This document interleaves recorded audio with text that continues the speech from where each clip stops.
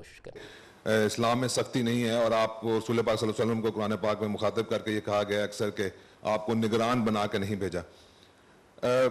ایک حدیث ہے بڑی مشہور جو ہم سب جانتے ہیں کہ اگر آپ کو برا کام ہوتے دیکھیں تو آپ اپنے ہاتھ سے روکیں، نہیں تو زبان سے روکیں، اور یا کم از کم دل میں برا جانیں۔ تو مجھے تھوڑا سا ان دونوں چیزوں میں کنفلکٹ محسوس ہو رہا ہے، تو آپ ذرا اس کے بارے میں وضاحت فرمائیں۔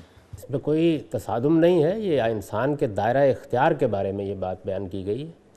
ہر انسان جو دنیا میں جیتا ہے اس کا ایک دائرہ اختیار ہوتا ہے، جیسے شوہر کا ایک دائرہ اختیار ہے، باپ کا ایک دائرہ اختیار ہے، کسی ادارے کے سربراہ کا ایک دائرہ اختیار ہے، کسی حکومت کے سربراہ کا ایک دائرہ اختیار ہے۔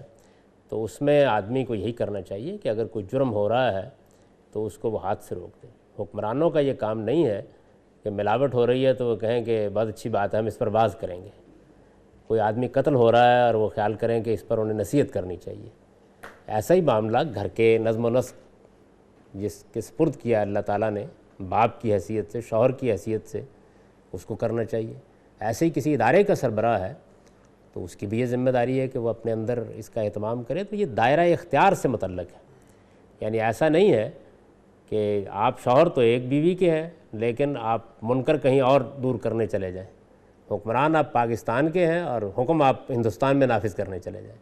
تو ہر آدمی کے دائرہ اختیار میں یہ بیان کیا گیا ہے کہ اس کو طاقت سے برائی کو روکنا چاہیے۔ اور منکر سے کون سی برائی مراد ہے؟ اس سے شرعی احکام مراد نہیں ہوتے، اس کا مطلب ہے وہ برائیاں جن کے بارے میں انسان مسلمہ طور پر جانتا ہے کہ یہ برائی ہے، جیسے غبن ہے، رشوت ہے، چوری ہے، ملاوٹ ہے، ظلم ہے، استحصال ہے۔ تو ان چیزوں کو ہر آدمی کو اپنے دائرہ اختیار کے اندر طاقت سے ہی روکنا چاہیے۔ اور اگر دائرہ اختیار میں بھی آدمی طاقت سے نہیں روکتا، زبان سے برا کہتا ہے، تو ظاہر ہے کہ یہ دوسرا درجہ ہے۔